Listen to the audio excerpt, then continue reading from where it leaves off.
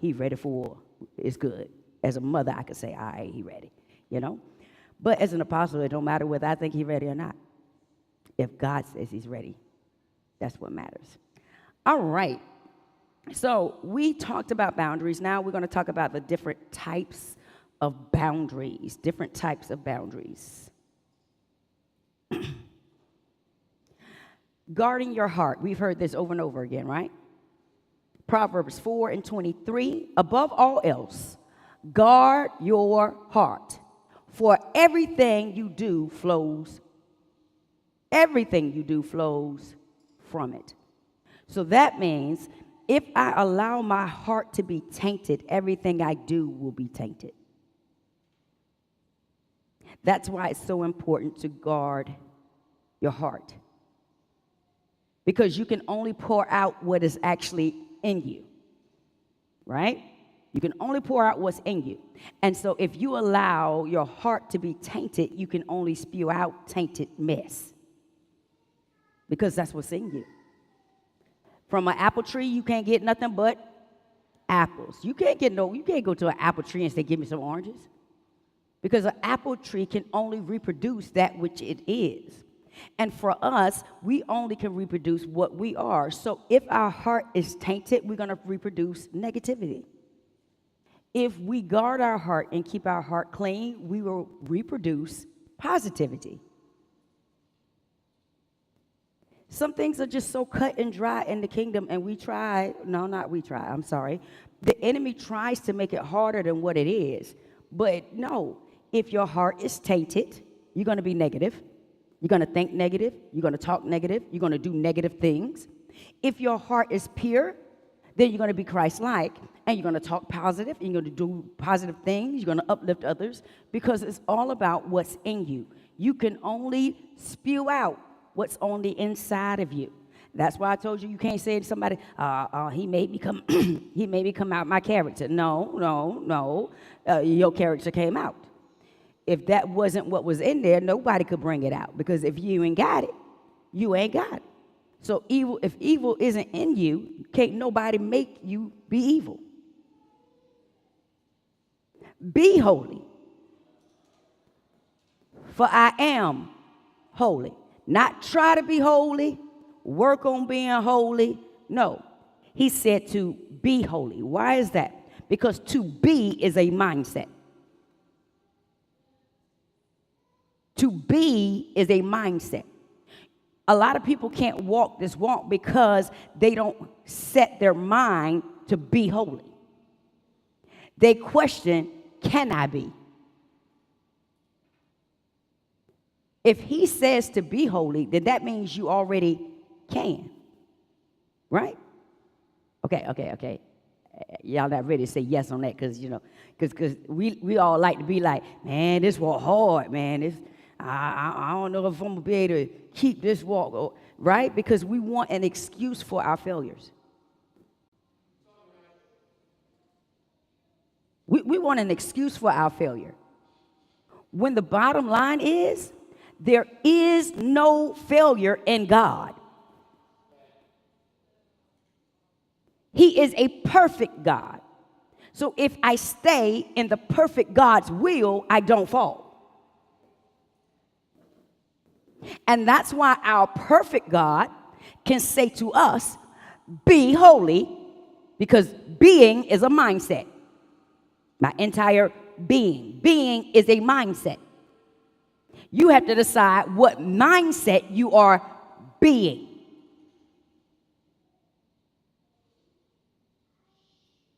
As a Christian, we're automatically supposed to be positive, to see the good in everything. But in the world that we've been brought up in, the enemy has taught us the complete opposite, which is to see the worst of everything, to prepare for failure, to prepare for the worst. Come on, they make it sound right by saying prepare for the rainy day. But why would I need to prepare for something that's in God's perfect will? I mean, he has to let it rain. There's purpose in the rain. So if there's purpose in the rain, I still have purpose when it's raining. That was nice.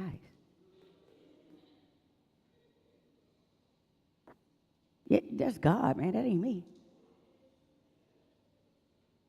Because we always want to act like I'm just trying. I'm trying to live holy. I'm trying. No. He didn't say try to live holy. He said be. Because it's just a decision. Because wherever the head goes, the body will follow. So he's telling you to let yourself be, which is your mindset, be holy. And you can do it. Why? Because I am holy. And if you have allowed me in you, you can be what I am. You can't be what I am if you don't let me live in you. So then guess what? It is hard to walk like God when you ain't got him.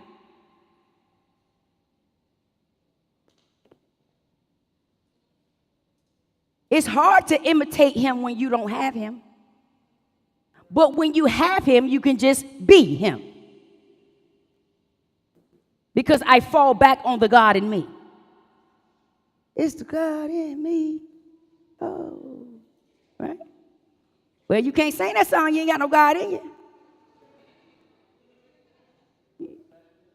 You know? You singing a lie. Ain't no God in you. Hey. Cussing folks out. Stealing people's stuff. Ain't no God in you. Right? You got to change the lyrics if you're going to sing that song, right? Right? However, if I just finished cussing somebody out and stealing all their stuff, and then I said yes to God, I am now holy. What? What? Because all it takes is my mindset to change. He doesn't say I have to be changed for a certain amount of time. It's a mindset. Remember when the word says to guard your heart, it's not talking about the physical heart. Oh, you broke my heart. No. Ain't nobody broke your heart, you be dead. If your heart don't work, you're dead. Right? So the person that ain't break your heart, they broke your emotions.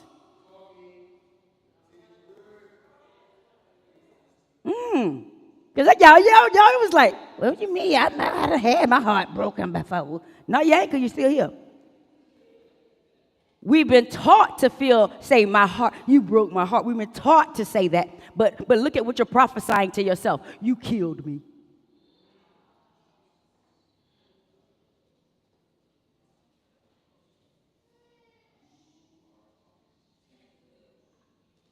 So ain't no broken hearts in here. It's a lot of broken emotions. And that's why he wants us to be whole. Nothing missing, nothing broken. Because you can live with your emotions broken. You can't live with your heart not working. So then what is your heart? Your heart is not what's in your chest. Your heart is what's in your head.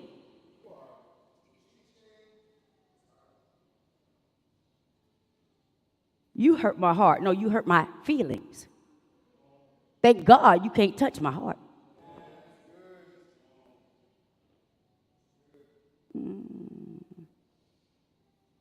Okay. Do you realize that because we have been trained to say when our feelings are hurt or our emotions are hurt, we've been trained to say our heart is broken, which means we've been trained to prophesy death to ourselves. And you tell me the devil ain't cunning? He is slick. Because we raised the kids prophesying death. That's going to be a little heartbreaker right there. What? That's a little heartbreaker right there. Well, dog, I don't want my child to be a little heartbreaker. That's a killer. murderer. Murder, she wrote. Murder, she wrote. No, I don't want my baby to be a murderer. Just an interesting fact. Deaconess Lisa preached a sermon when we were back on Newtown Road about murder, about the crows. When you have one crow, it's a crow, and they making all this noise, but it's one. But when you get a bunch of them together, a bunch of crows together is called, a bunch of crows together is called murder. It's called murder. Isn't that interesting? Because one get on your nerve but can't do nothing. But a whole bunch of them will kill you. Interesting. It's an interesting fact that stuck in my mind from one of the platform services. This verse emphasizes the importance of protecting and setting boundaries for one's heart, which is where? Okay, for one's heart, which means setting boundaries for your emotions, setting boundaries for your thoughts, and setting boundaries for your desires. That's what that is. It ain't got nothing to do with your actual heart. You just been prophesying death to you yourself. My heart is broken. My heart is broken. You hurt my heart. You ain't touching my heart. Now you tap dance all over my emotions, but they're going to heal in a minute. But you ain't touching my heart. Hearts don't just heal.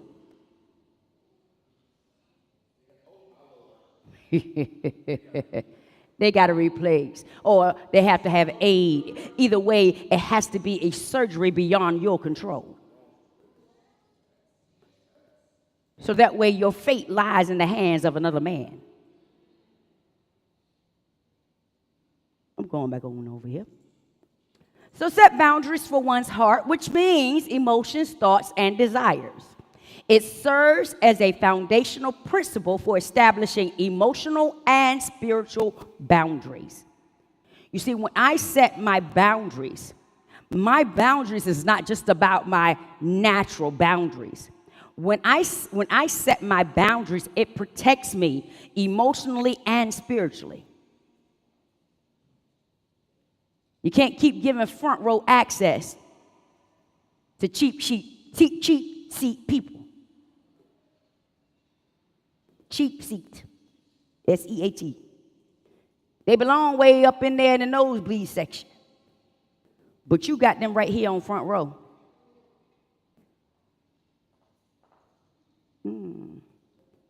Okay.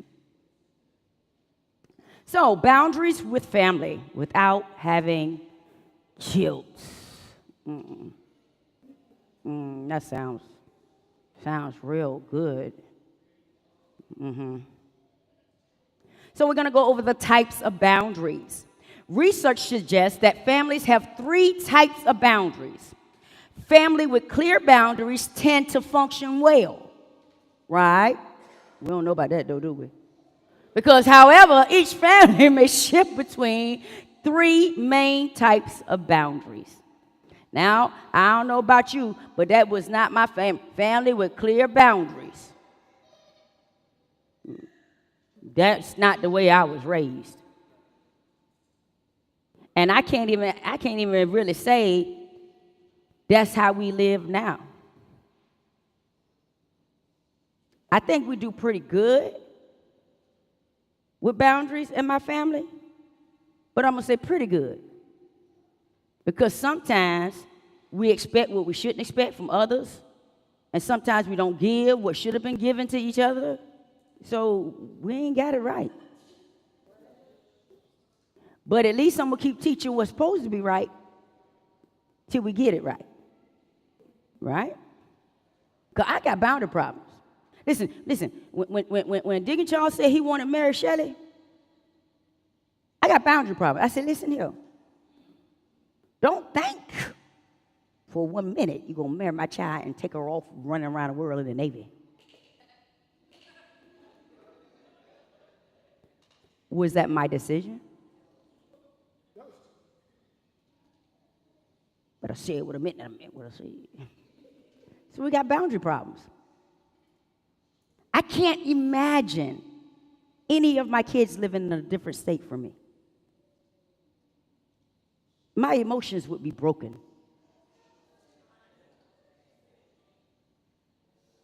My emotions would be broken. I don't think I could handle it. It would drive me crazy. We're too close as a family. I couldn't function. Not seeing, not even not seeing them, knowing I can't if I want to.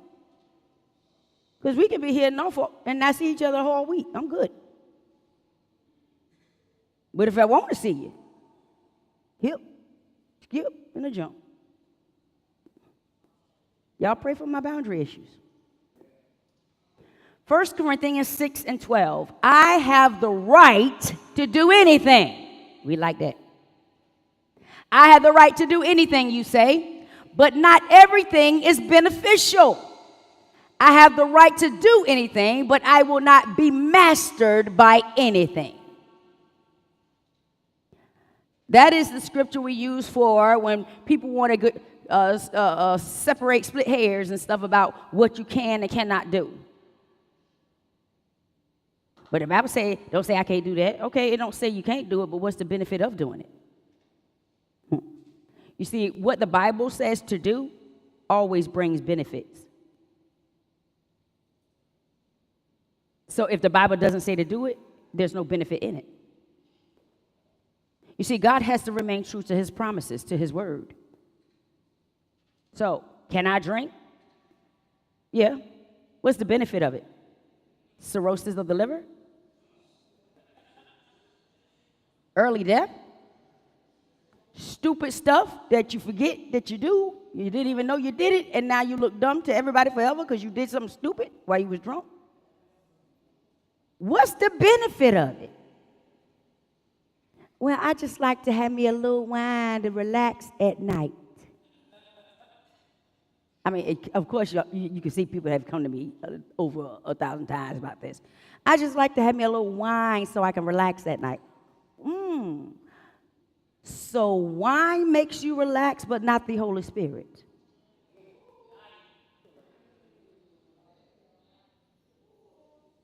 Because the last time I checked, wine is a spirit. I mean, come on, the devil not even hiding stuff. He says spirits. Not one, it's an S on it. When you look at the alcohol menu, it says spirits. Because when you drink one, you don't know what spirit gonna come out. Y'all know what I'm talking about. Y'all done had some spirits. Some of y'all done called me when you had your spirits. Bazo. Right? Hey, God, give me out your time. I ain't gonna do it no more. Right? That spirit. Then you got to wait for the spirit to die down. You got to wait for the spirit to get weak. Because when you put the spirit in there, it's strong. You got to wait for the spirit to work out of your system to regain control. So you can do it, but what's the benefit? Okay, all right. Daring to set boundaries is about having the courage to love yourselves even when we risk disappointing others. The courage to love who? Yourself. See, here's the problem. A lot of times we will discount ourselves because we're so scared to disappoint somebody else. That is not self-love. Clear boundaries are directly stated, flexible, and adaptable. While there is warmth, support, and stability within the family, each member is able to be assertive, communicate their needs, and develop their own interests. That's in a functional family. You know, clear boundaries. That's the type of boundary, clear boundaries. Think about it. Were you raised with clear boundaries? You could tell your family what you need, and they would be there for you. Or did they say, Man, stop crying. Just gonna cry all the time. Just a crybaby. Ain't nothing wrong with you. Ain't nothing wrong with you. Stop crying. Stop crying. I'm going to give you something to cry about. Did I tell you to stop crying? Didn't I tell you to shut up while you're getting hurt?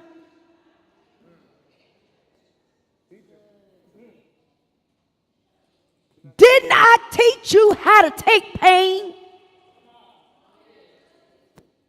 Yeah.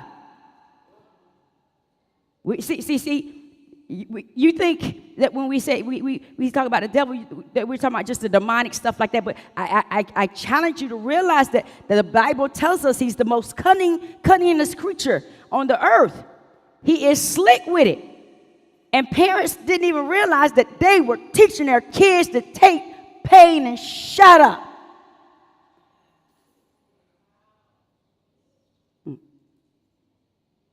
I used to tell them, listen, me whooping you ain't supposed to whoop me. So when you messed up, you take your whooping. You know, this is back when, for the twins when I had energy.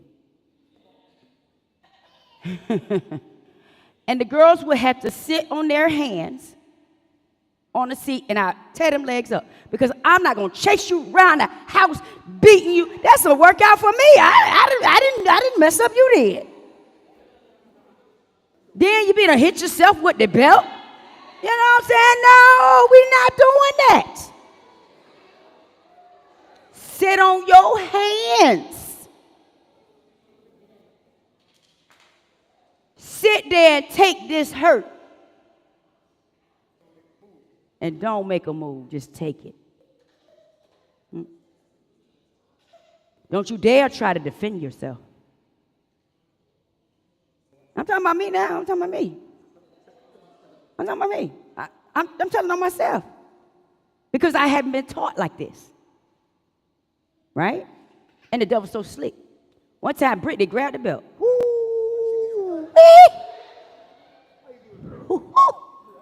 It was automatic to defend yourself when you're being hurt. But she gonna get punished for defending herself now. She grabbed it back. I said, oh, I'll be right back.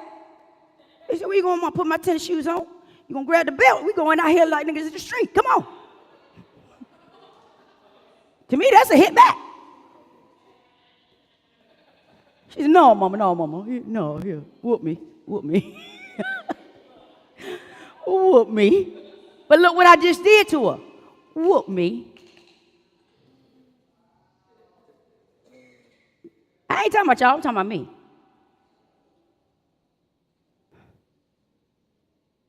Why? Because that's what I was taught. That's what I was taught. That's the parenting skills I was taught. And at that time, I had not studied anything to change it. Other than my parents didn't make me sit there still. They had to chase me to get this. They had to work for this. You gonna have to catch this, and you older than me too. You be tired from running behind me.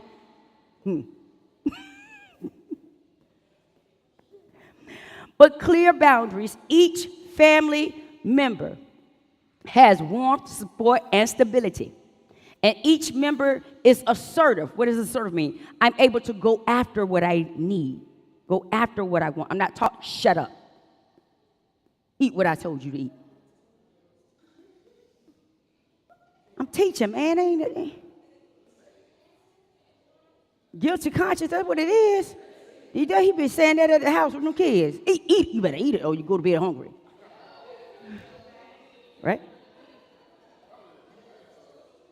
Now I am the youngest, and usually with the youngest gets away with a little bit more because parents get older and they get tired. But my brother and sister were raised, if you eat what I cook, or you go to bed hungry. Right? But I said, Mama, I don't want that. Can you make me some pancakes, please? And my mama would make me something separate from everybody else. However, when it comes to me and my siblings, we're totally different. I'm very assertive because I know how to ask for what I want.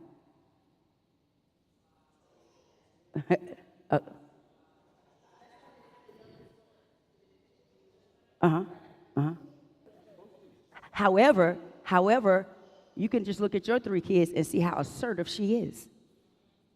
She's assertive because on them you've been hard, but now you're going easy. You're getting soft, and it's not just because you're a girl. You're getting older. You're tired. Which means she is more assertive than her brothers because she's used to being able to state what she wants. You see, when I was growing up, it was a child is to be seen and not heard. So you are taught to shut your mouth. That means you don't know how to be assertive. Okay. A child needs to stay in a child's place, but a child still got feelings. A child got feelings. A child should be able to say, Mommy, you hurt me.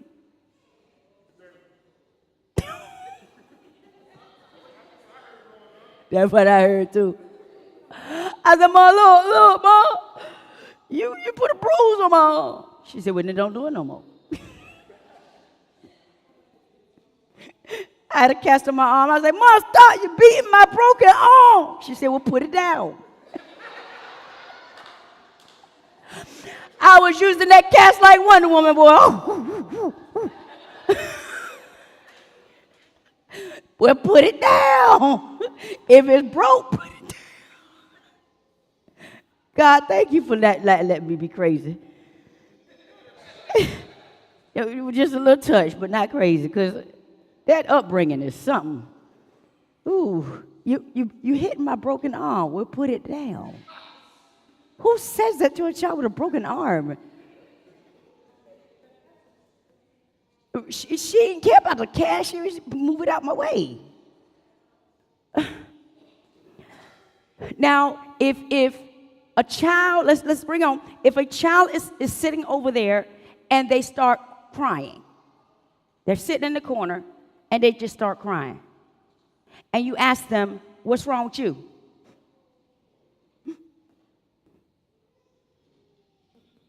Because there's no need for them to share how they feel, because you're going to say, that ain't nothing to cry about. You crying for that. You stomp all over their feelings. You teach them that their feelings don't matter. You crying for that. You want to cry. I give you something to cry about. My emotions are broken. My emotions are broken. So then all you do is turn them hard. Because by the time I was a teenager, they whooped me, and my goal was, I ain't going to shed no tear. All right, you finished? You finished? All you make is hard-headed thugs that can take a hit. That's what you want your child to be, one that can take a hit? That's just brutish. Mm-hmm. So as kids, we aren't taught to be assertive. We're not taught to communicate what we need or even to develop our own interests. If you tell your parents that you want to be, I said, I want to be a majorette. I don't need to be no dog majorette. What's that for? Out there all half naked ringing your tail. I grew up with old country people. You know, out there ringing your tail, right? And I was told what I had to be. I had to be a school teacher. Yeah. They're going to tell me I had to be a teacher. I'm a teacher, but I ain't a teacher they was talking about. You see how I'm still like bucking? You see, I'm grown. Both my parents dead and gone. I'm still like, I ain't a teacher like they said, though. Because you make your children rebellious against you when you stomp out their ability to communicate, their ability to be assertive, their ability to go and seek their own interests. You telling them what they can be involved. You're going to be in dance class. You're going to do this. You're going to be in the girls' club. Do I have a choice in what I would like to do? So you teach your children to accept control, to accept being controlled by someone else. Every time you see me and my siblings together, everybody think I'm the oldest. And I'm the baby. Because I'm assertive. I'm boisterous. I'm going to say what I feel. They would have got smacked down in the floor for saying what they feel. I got to pop in the back of the head every now and then, but I ain't get smacked down like them. You know? Anybody can see some things you've been doing wrong with your parenting?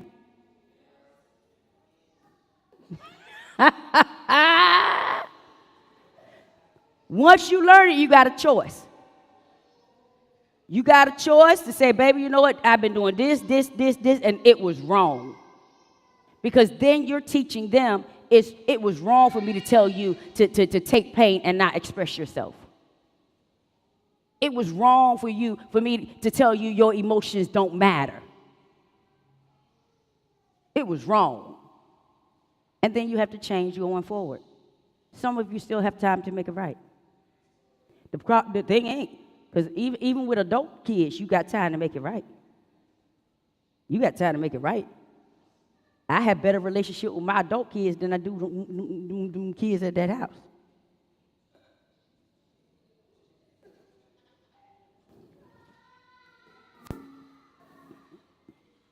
The next type of boundary is rigid boundaries. Some families have clear boundaries. Some families have rigid boundaries. Find yours.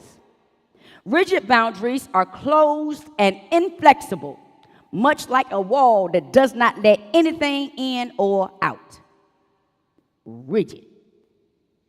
There is less engagement and more isolation both within the family and the outside world. Sound familiar? Mm-hmm. It can be more challenging for family members to communicate needs and express individuality when rigid boundaries are in place. Rigid boundaries. You in my house, you going to church. I don't care you supposed to be the homecoming queen. It's Friday night. It's church night. Yeah, I went through that. When I got homecoming queen, wasn't nobody in my family there because it was church night. Not a special church night, just regular Friday night service. And you don't miss church for no ball game. It's the devil. Bowling alley, the devil. Everything was the devil when I came up. You're going to hell. But before my father died, on our family nights, he would go bowling with us. We taught him the error of his ways. But he was raised thinking everything that was not church was the devil. So all it did was create a great sneaker. I could sneak anywhere.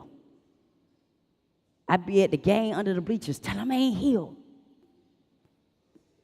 You want me to lie to the preacher? He got his collar on. Tell him I ain't healed. Okay. Now, with the rigid boundaries, when you come home, you're not home. You're in the house, but everyone is in their own world in the house. There's no communication. Now, rigid boundaries can be imposed by the parent or the child.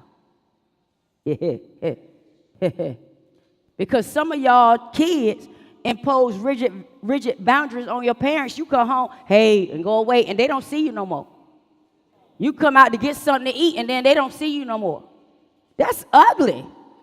Where is the love? Where is the support? Where is the warmth? I just feel like your servant. I go out here to make money to pay for your food and the rent and roof over your head and your clothes, and that's it. I don't get no love. Oh, no, I demand my love now. Hey, come here. Hold me. Parents, I demand my love now. Because I told them I need more love from y'all. And they didn't listen to me. So now, I say, hey, come here, hold me. And they try to just hug and walk away. I said, no, I said, hold me. Stop saying, they don't want me to touch them. Okay. And when you were a teen, you didn't want to be touched either. But you still needed that love. You don't want to be touched because it's uncomfortable because you didn't grow up touching like you should have.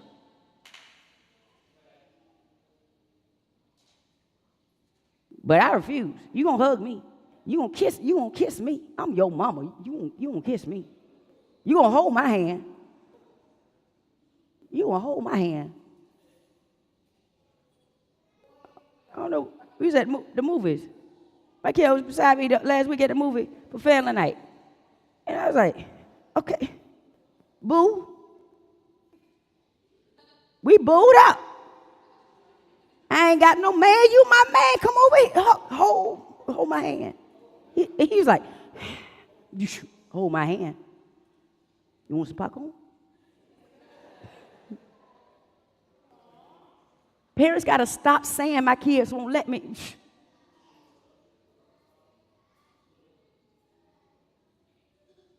You got to realize your part that you played in it.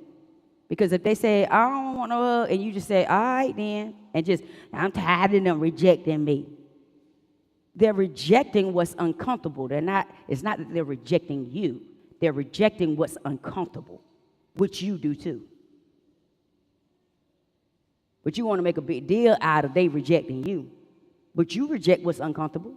And the fact of the matter is, the way that you raised them, you did not make it comfortable to be holding each other. Telling each other, I love you.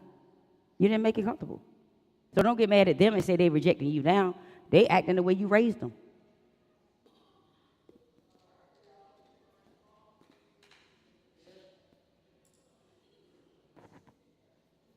Because I know my mama, I was a teenager, she came to the hospital and she tried to kiss me. I said, I'm in the hospital bed. I was like, Mom, I'm trying to duck in the hospital bed. Because we didn't do that. I was like, am I dying? What's up? I thought I just had an allergic reaction. Am I dying? She trying to kiss me. But you know what touch I didn't reject?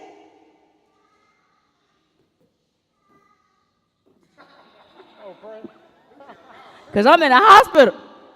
That's the touch I want, Mama. Just pray for me. Pray for me. I ain't going to reject that.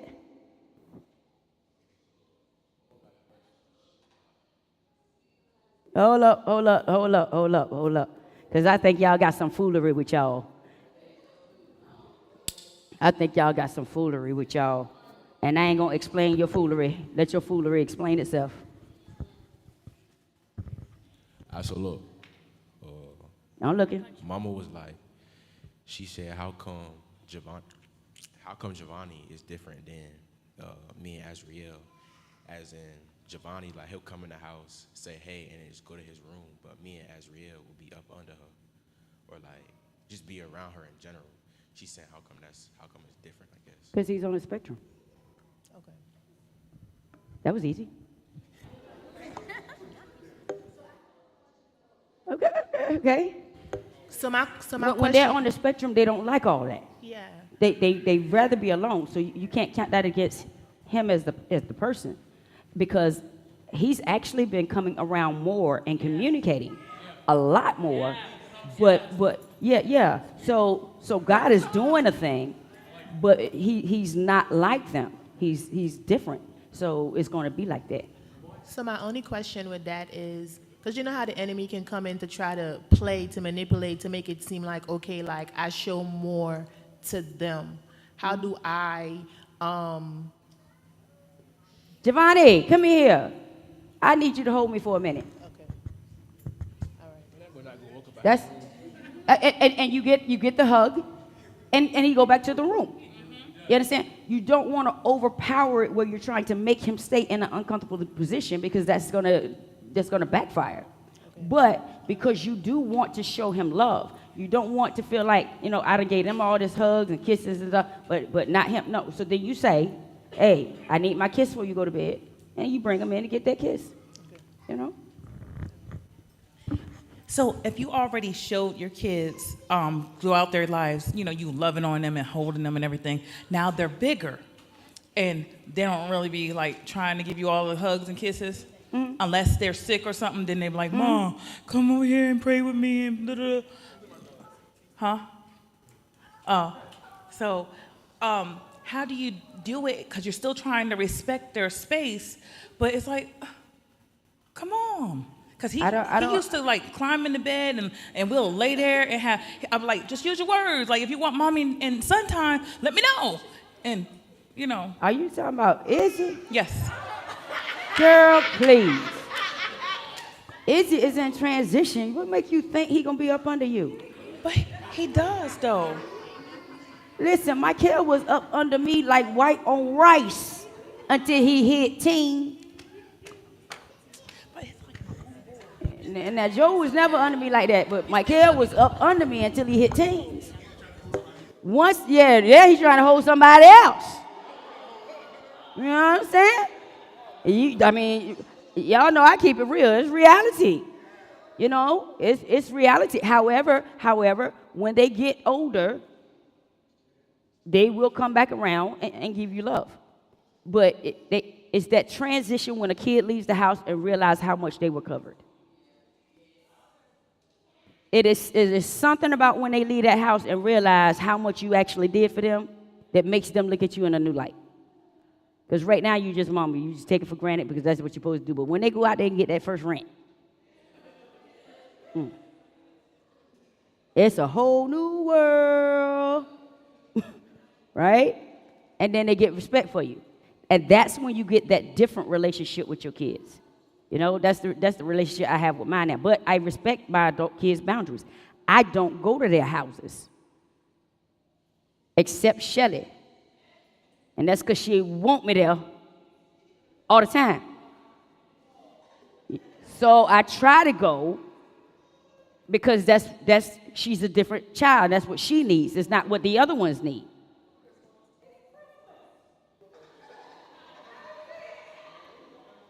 She has changed Christmas from my house to her house. That's a big thing, right? Anywho, I have never been inside. I don't even know where Brittany live. I don't even know where she live.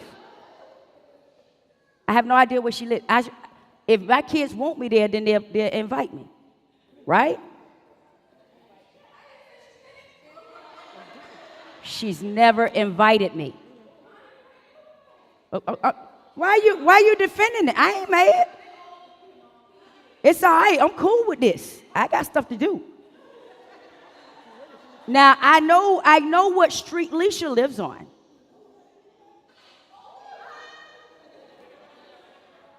I know what street she lives on. And I know what they said the house looked like, so I might be able to find it.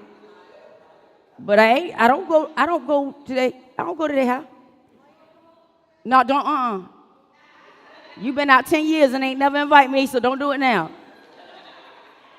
I've never been to, I went to one of her houses. And that's because her dad was having a stroke. And I had to say, send me the address so I can GPS it.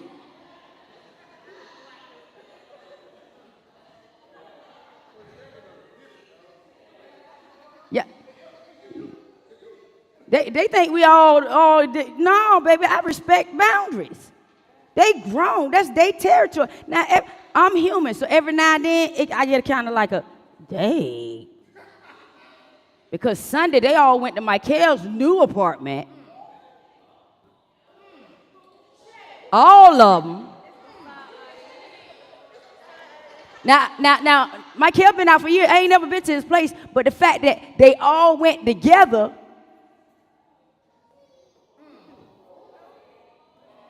But it was Sunday, and I was tired. I didn't want to go nowhere, but they could have asked me.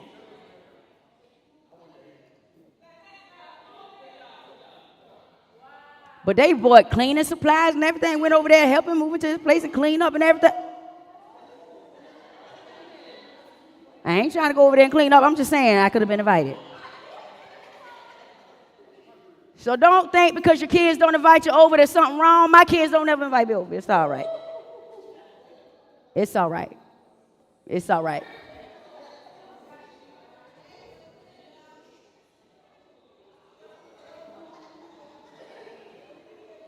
All right, we got one question, and then I'm going to do one more slide, and we out.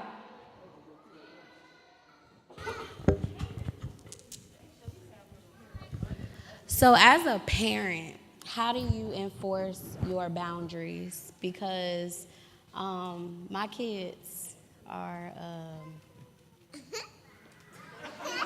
You know I'm about to cut you real quick, right?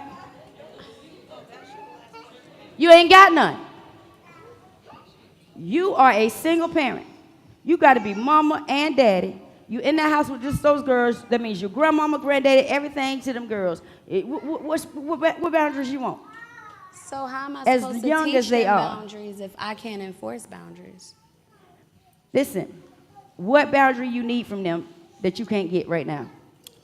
So I'm a teacher, Mm. so I'm with kids all day, Mm. and I And would they ain't got like, nothing to do with that. but I don't want to lash out on my kids. But they ain't got nothing to do with that either. So how do I? That's your problem, Okay. not theirs. Okay. I am so serious. Okay. You have to learn to disassociate when you leave the job. It's not their fault that you decided to be a teacher and you around kids every day. Right. So then you want to get home and get away from your kids after you've been taking care of everybody else's. Not get away, but just like have a moment to be able to reset so that I can be present for them. And you can't establish that. So how do I do that? You can't.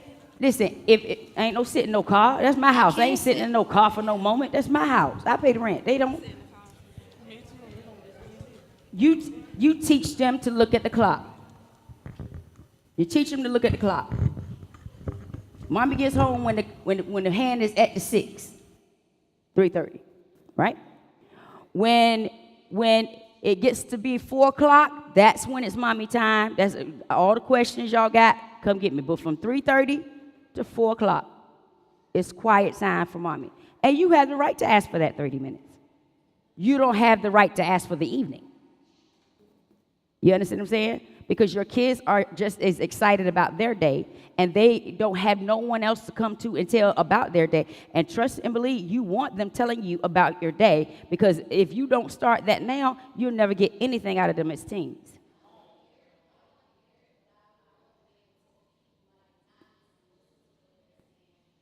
Yeah, I hear you. But teach that 30 minutes.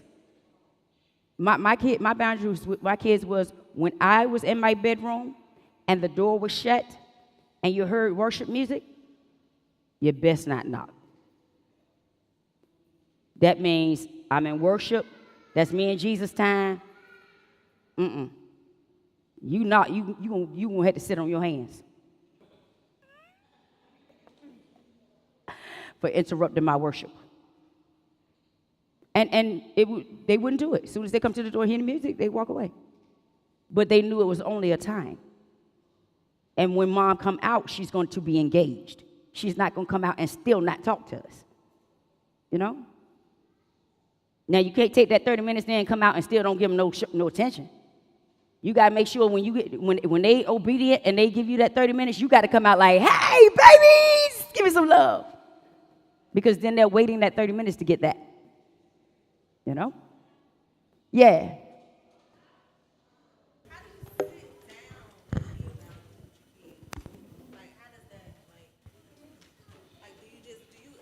A question is, how do you sit down and give boundaries with your kids? I didn't sit down. I said, hey, you come to this door and you hear that worship, go the other way.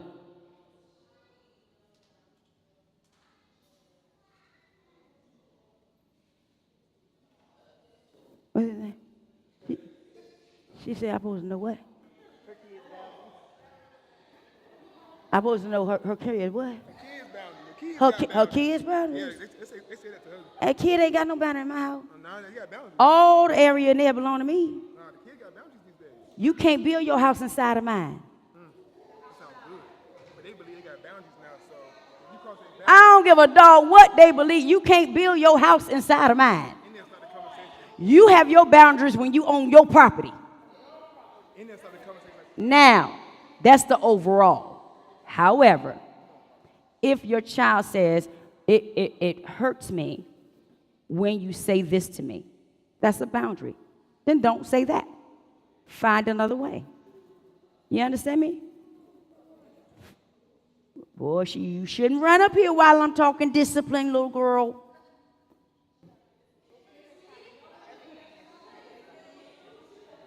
Okay, question is, what do you do if everything you say to them hurt their feelings? Then you need to say, well, stop doing what you're doing for me to have to say it. Seriously. Because if you messed up, the way I tell my kids, if you messed up, you messed up. I'm better with you when you can say, I messed up, than to try to lie or get around or skirt or anything like that. I can't do that. I can't. You probably going to get a whooping just because you tried to skirt. You know what I'm saying? It irritates me. But when you be real, then we can sit down and talk about why this happened. You know? But if they say, every time you try to discipline them, they say, you hurt my feelings, they're manipulating. That's manipulation. That's manipulation. Stop manipulating your mama, girl. Listen. But what you don't realize is, what teens don't realize is, when you do that all the time, then what happens is when you really hurt, we don't know. And so then when you really hurt, we're going to be like, get out my face, because you always hurt. You cry wolf all the time. You know what I'm saying? All right. So we'll start next week on the third type of boundary, which is open boundaries in the family. Open boundaries.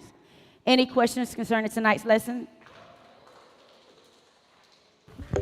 Growing up with a father who wasn't as expressive, I believe I experienced a lot of rejection with that side of him.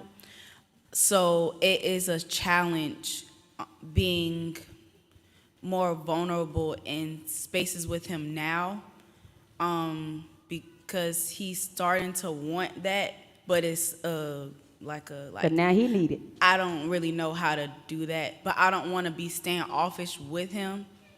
I don't know how to go about it now. What I would say to you is realize that he didn't know what he didn't know. A lot of times you have fathers who are absentee fathers in the house. They're there, but they ain't there. Sadly, what that causes in us, in girls, is that we are always trying to be the center of a man's attention.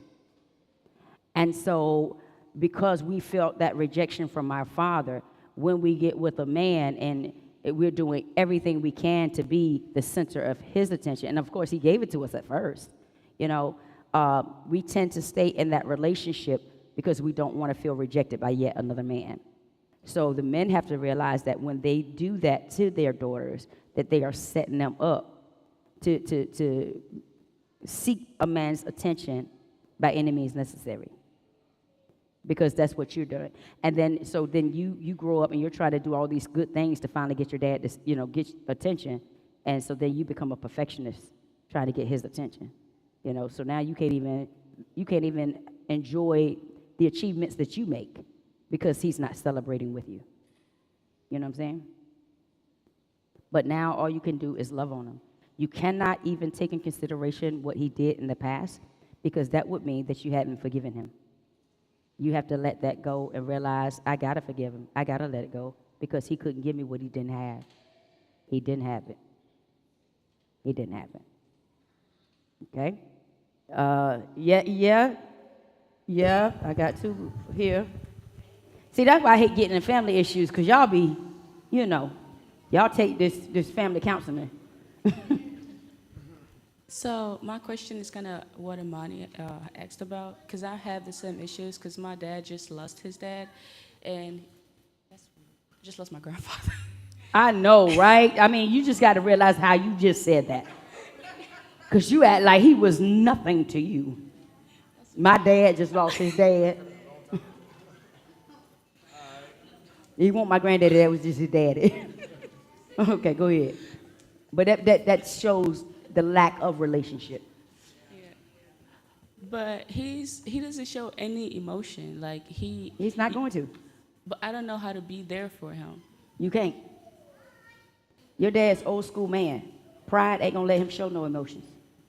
So all you can do is say, love you. First of all, you know your daddy ain't touch your feeling anyway. You know your daddy ain't. Listen, your daddy don't want nothing but for y'all to take care of him financially. He sees that as love. That's what he sees as love. Mine wasn't a question, it was just adding to what you said, because most of y'all know I got a daddy like that. Well, not, praise the Lord. But, I got two, but praise the Lord. Anyways, when it comes to, as they get older, I know, because she don't even like me like that. She's going to take the mic. When your dads get older, they do have a moment of recollection, and they feel regret for how they treated you. Specifically, Miracle, I'm talking to you. Well, I mean, anybody that relates. But now that he's older now, and he came to me, he apologized for everything that happened. I wrote him off, and I put him in a compartment where this compartment does not hurt me. You could do whatever you want, blow up in this compartment, and that's your life. And it never affected me, but I really didn't realize I'd never addressed how he made me feel until I opened up about it. And then even when I opened up about it, he couldn't receive it. When it finally hit him, and he said, I went to therapy, couldn't find out he wasn't in therapy. He'd been on YouTube, but YouTube been working. He did YouTube therapy. He did YouTube therapy, and YouTube therapy did something. And he came back and apologized for everything that happened, and now he wants to talk more. Now it made me, I thought I was still gonna be like, no, stop talking to me. Now he like, can I call you? And I'm like, sure. He's like, I don't want to wake you up. I want to make sure I don't, disturb your peace. But is it all right for me to call you today? And that is not him. It is not. And so at first I thought I was just going to be like, you stay in the box. But since I already have processed and forgiven him for that area, when he came, it opened up. I'm open now to talking to him. I was on the phone for him for like 35 minutes yesterday. I know, right? And just talking, just learning, and he just going, talking about his day, and I'm like, okay, why he at work? It's like, I'm at work, but I just wanted to talk to you, and I'm just like, oh. And so for me, where I thought I wouldn't be able to do that because you did all this before, now it's more like, I can pause my TV show and let you just talk and have a conversation with you because I know that's what you need now. You're starting to realize, okay, I wasn't the best father, but I want to build a relationship with you. So what I would say is make sure you completely healed so that when he finally hits that full-blown moment, because it sounds like he's going there, then it's more receptive for y'all to build a relationship from that point instead of still trying to repair, because you're not going to be able to repair all that. He can't be my daddy that I needed when I was 5 years old. Yes. I'm 27 now. You can't do that. So we can start from here, if that makes sense. It was one, okay. Oh, we got two more questions, and then we got. Come on. Okay, I got two questions on my own. I'm gonna be quick. I'm gonna try. Okay, so the first question, the relationship with my grandmother. Well, okay. Mm-hmm.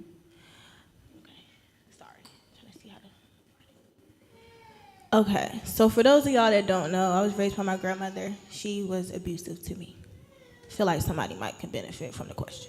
So she has apologized. We've both moved past that part of it. We've talked about it, and we're both open to moving forward with a new relationship. But I guess I'm trying to differentiate what is actually healthy boundaries and what am I? The Bible says, try the spirit by the spirit. So what you're doing at this time, because she's apologized to you? Yes. For the abuse. Yes. But the abuse came from her. So you have to watch her fruit now. You can't just open the gate and say, okay, come on in. No, you have to, little by little, meet her where she is, and you'll learn from her behavior how far you can go with her. But you don't just open up and receive an abuser. Thank you. But what I'm trying to ask is I don't know if I'm setting boundaries from a place of trauma or if they're actually healthy boundaries. And so are you able to tell me like how I'm able to differentiate the two? I would say seek wise counsel. Talk sidebar, and then we'll talk about each particular decision. You understand? Because it's not going to be a across the board answer for that. It's going to be according to the situation. You know what I'm saying? It's really going to be I would say just by the way that you're talking, you're already setting boundaries through the trauma. You know what I'm saying? But what I'm going to tell you is later. How old are you now? 25. Later on, I think that you're going to start looking at it just a little bit different. Because right now you see grandma who raised me and abused me. But when you get older, you'll see grandma who was wore out, did not let me go in the system when my mama left. She had me, but she ain't had no patience because she was taking care of everybody else's kids. And it was hard to take care of all of us, and we weren't the best kids. And she did the best she can. And then you start loving grandma and being there for grandma. Because bottom line is, grandma still took you in. She didn't let you go in the system. She made sure you ate. She made sure you had clean clothes. So you owe her some honor. As you see later on, you're going to start wanting that relationship with her because you're going to start seeing her from the aspect of a woman who struggled and not just grandma. I'm sorry. I know it's not therapy. Sorry. I'm at that point, which is why I'm open. Like I see it that way now, which is why I'm open to having a relationship with her. So now you watch and you gauge what she gives. You meet her where she is, but you don't just open completely up because you don't know where she is. You know. Thank you.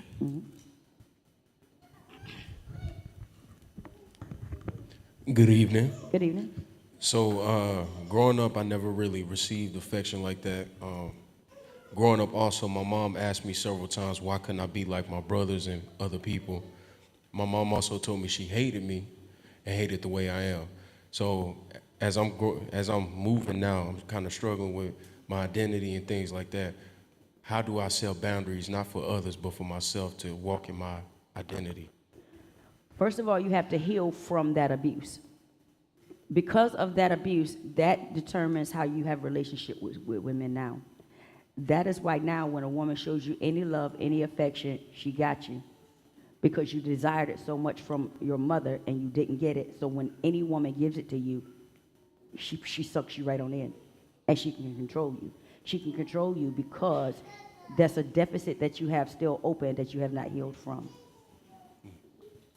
So you have to heal from that deficit. It's like, okay, it's like you're a kid and your mother's love is your hand, is your mother's love. Okay, well, you're walking around with a nub because you didn't get it. And you say, can you be my hand? Can you be my hand? Will you be my hand? Will you love me like she was supposed to? No, you don't need them to love you like she was supposed to. You need to be able to forgive her and love yourself like you should. Yes, ma'am. Thank you.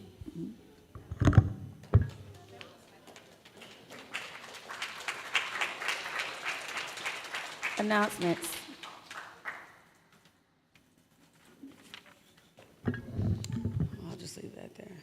AFC announcements. All right. Pastoral Love Offering is this Sunday, May 11th. The women's ministry will be meeting Monday, the 12th, at 7 p.m. The theme is international foods. See Sister Allison for details. Terry service will be on Wednesday, May 14th at 7 in lieu of Bible study. And AFC will be having a baptism. Oh, baptism. What's that? She was trying to do it exciting too. A baptism. Baptism. A baptism on Sunday, May 18th. If you would like to be baptized or have a christening, please see Deaconess Tiffany or myself. And that's it for AFC announcements. All right. So keep in mind, however your boundaries were or the lack thereof, growing up in the household, if you have not addressed whatever it was, it is now affecting how you set boundaries or don't set boundaries now. Here's the thing. God is a God who will make you whole if you allow him to. If you want to hold on to your trauma, he's going to let you do that too. Because here's the thing. He says to cast your cares upon me because I care for you. He didn't say I'm going to take them. He said for you to give them to me. God is a gentleman. He's not going to snatch away your trauma. He's not going to snatch away your pain. But he does say, if you give it to me, I'll replace your beauty, ashes for beauty, beauty for ashes. That's it, beauty for ashes. But you have free will. You have free will. So if you want to hold on to your ashes, he's going to let you hold on to the burnt. He's going to let you do it. He's not going to make you. He's not going to make you choose a good life. He says, I put before you life or death, right? Ain't that word? I place before you life or death.